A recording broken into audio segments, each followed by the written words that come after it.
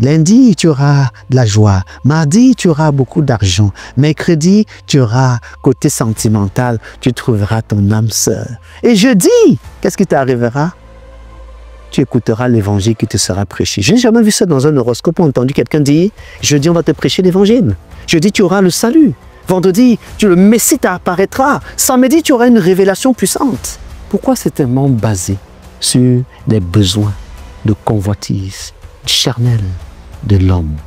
Ma vie, ta vie, ne saurait jamais être régie par la position d'un quelconque astre, fût-il le soleil le plus gros, le plus beau, le plus visible, le luminaire qui précède même au jour. Si la parole de Dieu, la voix de Dieu n'est plus suffisante et que tu veux associer à Dieu une autre voix, tu vas te jeter dans bien de tourments et bientôt tu seras confus car tu ne sauras plus laquelle voix écouter, soit la voix de l'horoscope, soit la voix des signes du zodiaque ou simplement la voix de la parole.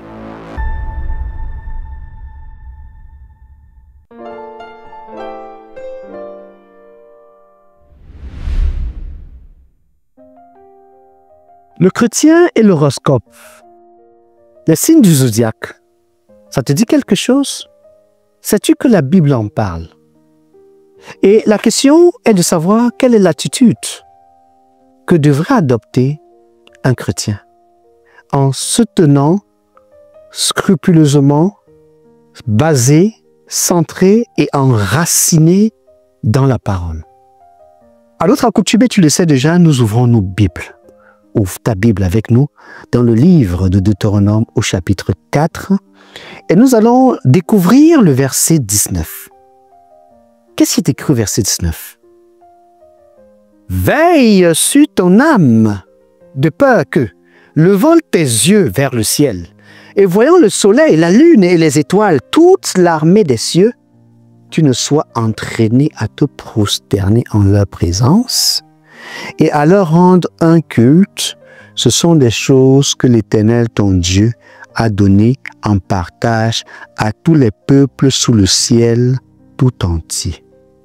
Mais vous, l'Éternel vous a pris et vous a fait sortir de la fournaise de fer de l'Égypte, afin que vous fussiez un peuple qui lui appartient en propre, comme vous l'êtes aujourd'hui.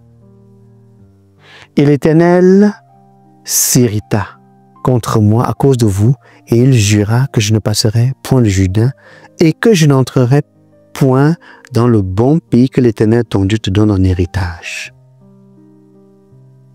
Ces peuples de toute la terre ont au-dessus d'eux les mêmes astres. C'est Dieu qui l'a fait. Le soleil qui brille aux États-Unis et le soleil qui brille en Europe, ou le soleil qui brille en Asie ou en Afrique, c'est le même soleil. Il n'y a pas un soleil typiquement européen, typiquement africain, typiquement américain, typiquement asiatique ou océanique. Non, c'est le même soleil. La lune qui brille de nuit, selon le fuseau horaire, que ce soit en Afrique, en Europe, en Occident, globalement, ou en Asie, c'est le même soleil. Ces astres, le grand luminaire pour présider au jour, le petit luminaire pour présider à la nuit, et tous les étoiles, Dieu les a mis dans l'étendue pour constituer des éléments pour éclairer la terre. De tout temps, nous remarquons donc que le but de Dieu a toujours été d'apporter de la lumière parce qu'il est lumière. Et ces créations sont des créations qui reflètent son identité. Il veut éclairer la terre. Il veut éclairer la terre. Mais les hommes, au lieu d'être éclairés par la création et les desseins de Dieu, ont décidé eux-mêmes de chercher la lumière ailleurs. Au lieu d'adorer le Créateur, ils sont allés adorer la création. Ils se sont prosternés. Pourtant, l'Éternel tire la sonnette d'alarme très directement et sans passer par un autre chemin. Veille sur ton âme. Si tu ne veilles pas sur ton âme, alors tu vas aller te prosterner devant le soleil, devant la lune et devant toute l'armée du ciel pour rendre un culte. Ce culte, pour certains, ils y sont attachés quotidiennement au travers de ce qu'on appelle l'horoscope et régissant leur vie au travers de ce qu'on appelle les signes du zodiaque. Mais la Bible donne davantage de détails à ce sujet. Dans le même livre de Deutéronome, si nous avançons un peu plus au chapitre 18, des versets 9 à 16, Deutéronome 18, « Lorsque tu seras entré dans le pays que l'Éternel ton Dieu te donne, tu n'apprendras point à imiter les abominations de ces nations-là. Qu'on ne trouve chez toi personne qui fasse passer son fils ou sa fille par le feu, personne qui exerce le métier de devin. » Je vous en ai parlé lors de notre précédente vidéo. Les devins qui étudient le ciel, qui étudient les astres, pour te dire, toi, ce qui t'arrivera à toi, basé sur les divinations par rapport à la position, au reflet, à la, je dirais, à la couleur même s'il faut, d'un astre.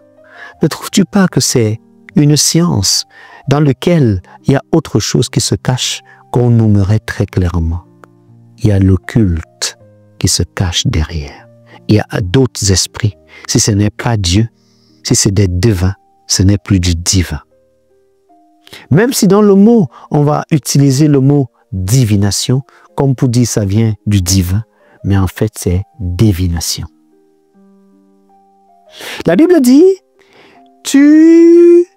on ne trouvera pas de telles personnes qui exercent le métier de devin, d'astrologue, d'augure, de magicien, d'enchanteur, personne qui consulte ceux qui évoquent les esprits ou disent la bonne aventure. Lundi, tu auras de la joie. Mardi, tu auras beaucoup d'argent. Mercredi, tu auras côté sentimental, tu trouveras ton âme sœur. Et jeudi, qu'est-ce qui t'arrivera? Tu écouteras l'évangile qui te sera prêché. Je n'ai jamais vu ça dans un horoscope ou entendu quelqu'un dire « Jeudi, on va te prêcher l'évangile. Jeudi, tu auras le salut. Vendredi, le Messie t'apparaîtra. Samedi, tu auras une révélation puissante. » Pourquoi c'est tellement basé sur des besoins de convoitise, charnel de l'homme? Pourquoi? Ne trouves-tu pas étrange que de base c'est déjà biaisé? Évidemment, ça ne peut être autrement. Bien que ça semble aller dans la même direction, les destinations sont opposées. L'horoscope, nous le disons clairement, ne fait pas partie de la vie d'un chrétien. Autrement dit, Jésus-Christ, par son exemple et par son modèle, parce qu'il est notre modèle, nous aurait donné le chemin à suivre en ce qui concerne comment adorer, comment écouter, comment respecter et comment se conformer à ce que l'horoscope dit. Ma vie, ta vie, ne saurait jamais être régie par la position d'un quelconque astre, fût-il le soleil le plus gros, le plus beau, le plus visible, le luminaire qui précède même au jour. La Bible continue en disant très clairement que ces personnes, ces nations, les nations sur la terre, plusieurs se sont livrés à ça, ceux-là qui disent de bonnes aventures, des personnes qui interrogent les morts. Au verset 12, « Car quiconque fait ces choses est en abomination. » Notez avec moi, abomination à l'Éternel. Et c'est à cause de ces abominations que l'Éternel, ton Dieu, va chasser ces nations devant toi. Tu seras entièrement à l'Éternel, ton Dieu. Entièrement. Entièrement veut dire sa voix seule te suffira, te comblera, te remplira.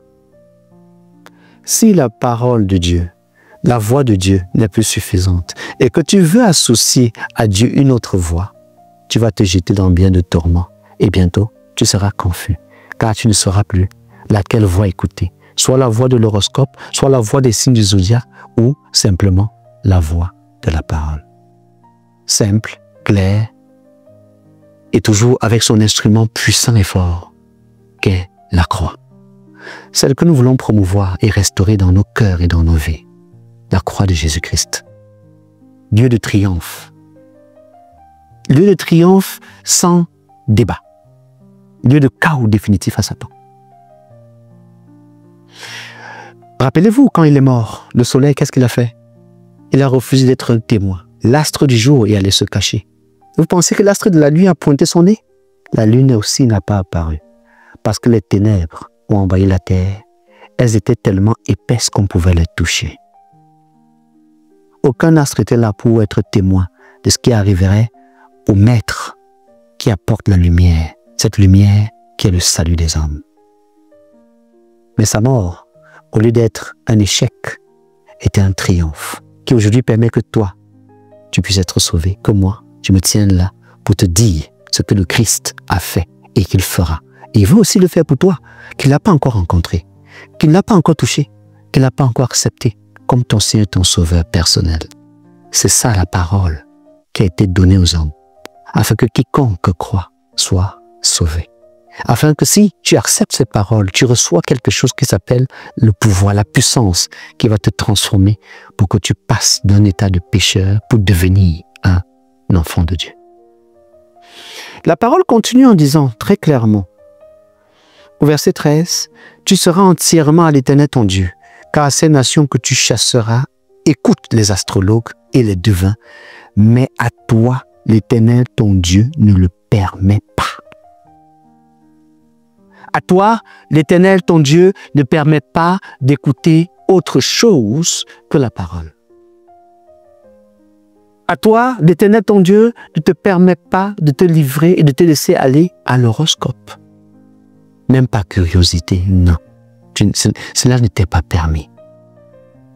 Ne force pas. Alors, peut-être tu as des livres que tu as regardés à la maison d'astrologie, d'horoscope. Tu sais ce qu'il te reste à faire. Comme dans Actes chapitre 19, ils doivent aller en fumée. Parce qu'à toi, l'Éternel ton Dieu ne le permet pas. Quand nous contemplons en revenant un peu plus dans le livre de Job, Job nous apprend des choses intéressantes sur lesquelles nous aimerons partager avec vous. Job, au chapitre 38, nous présente des points très intéressants que nous voulons partager avec vous. Parce que les hommes se sont mis à serrer les liens des Pléiades. Job 38. Très bien. Du verset 31 au verset 32, nous lisons ceci.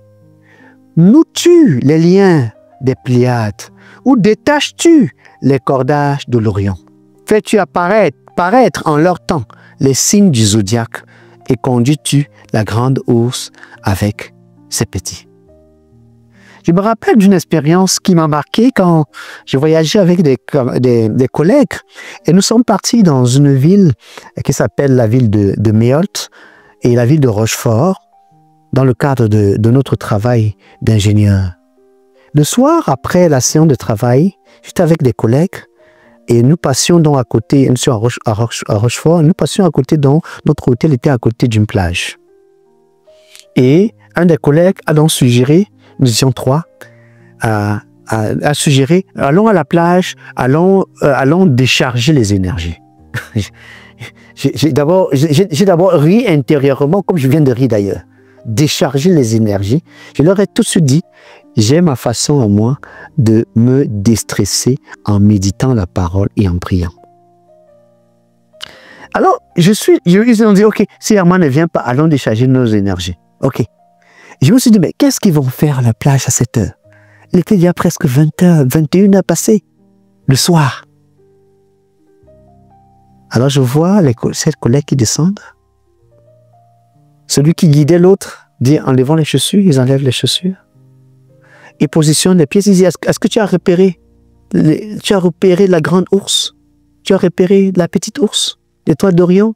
Ces choses que nous venons exactement de lire. Lève les bras. Est-ce que tu sens à tes pieds comme des sacs qui sont accrochés? Elle leur dit, je sens, je m'enfonce, je m'enfonce. Regarde la position de l'étoile d'Orion. Et j'étais tout à côté, je me disais, oh là, c'est ce que font les ingénieurs. Ceux qui ont un peu de raison. Ceux qui devraient utiliser un peu leur cerveau pour réfléchir. Et cela m'a un peu révolté et choqué. Comment peut-on faire des études, des grandes études, et finit par se laisser aller aux sensations. Je sens. Laisser aller à l'adoration des astres.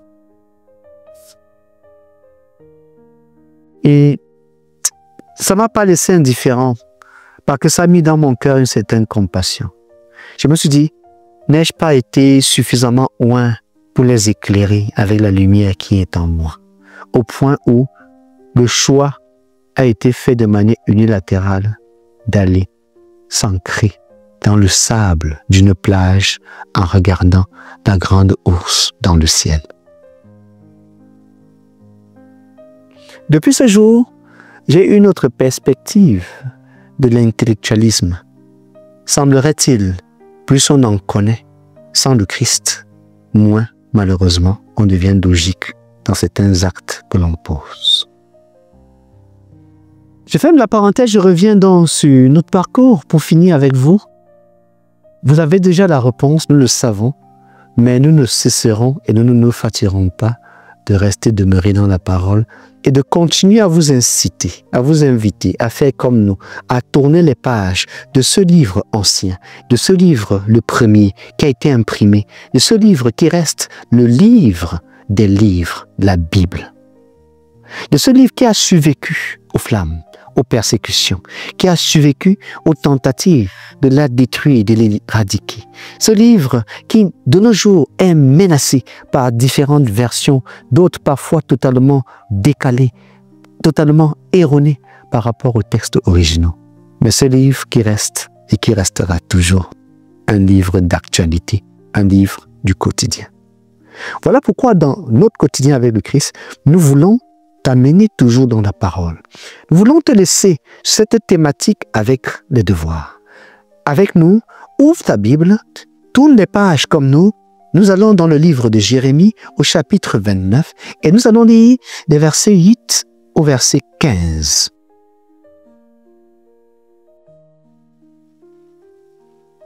Versets 8 à 15, nous découvrons ce qui est écrit. Car ainsi parle l'Éternel des armées, le Dieu d'Israël.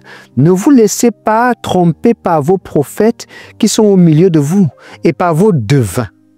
N'écoutez pas vos songeurs, dont vous provoquez les songes, car c'est le mensonge qu'ils vous prophétisent en mon nom. Je ne les ai point envoyés, dit l'Éternel. Mais voici ce que dit l'Éternel.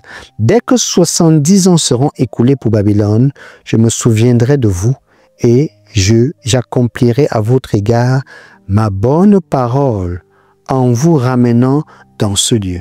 Car je connais les projets que j'ai formés sur vous, dit l'Éternel, projets de paix et non de malheur, afin de vous donner un avenir et de l'espérance. Vous m'invoquerez et vous partirez, vous me prierez et je vous exaucerai, vous me chercherez et vous me trouverez, si vous me cherchez de tout votre cœur. Je me laisserai trouver par vous, dit l'Éternel, et je ramènerai vos captifs, je vous rassemblerai de toutes les nations et de tous les lieux où je vous ai chassés, dit l'Éternel, et je vous ramènerai dans le lieu d'où je vous ai fait aller en captivité. Ainsi donc, voyez très clairement que le Seigneur nous invite à le chercher, le Seigneur nous invite à le trouver, le Seigneur nous invite à faire don de lui notre seule et unique quête. Il a déjà tout prévu. Et son plan est merveilleux. Son plan est merveilleux. La météo dite par le ciel, dite par Dieu lui-même, est celle-ci. Dieu a d'avance tout préparé, des bonnes œuvres, afin que nous puissions les accomplir. Ce que je fais aujourd'hui, Dieu les avait préparés hier. Ce que je serai et ferai demain, Dieu les prépare longtemps à l'avance. Alors le bénéfice est le mien, d'aller donc directement vers l'auteur, vers le créateur, et non pas de passer par des subalternes, la création, la créature, les astres, les étoiles, le soleil.